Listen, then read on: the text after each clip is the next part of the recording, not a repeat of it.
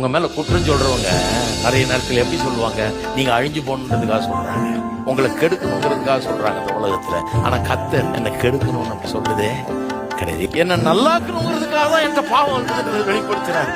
பாவத்தை உணர்த்துகிற பரிசுத்த ஆவியானவர் சும்மா என் மேல புகார் சொல்றது வந்து பிசாசானவன்.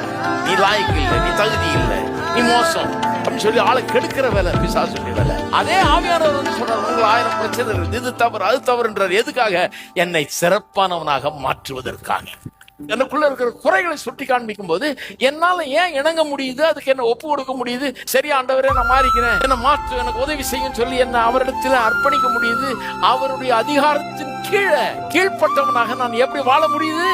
ஏன்னா இவரை நம்பி என் வாழ்க்கையை கையில கொடுக்கலாம். இவரை நம்பி என்ன அவர் கையில கொடுத்தனா என்ன நசிக்கிற மாட்டாரு, என்ன பொசிக்கிற மாட்டாரு, என்ன பாழாக்கிட மாட்டாரு. என்ன அவர் கையில கொடுத்தா அவர் என்னை எடுத்து அற்புதமானவனாக ஆசீர்வாதமான மாற்றுவார். அதனாலதான் அவருக்கு கீழ்ப்படிவதிலே எனக்கு எந்த ஆட்சேபனையும் கிடையாது. ஏன்னா எனக்காக ஜீவனையே கொடுத்தவர்.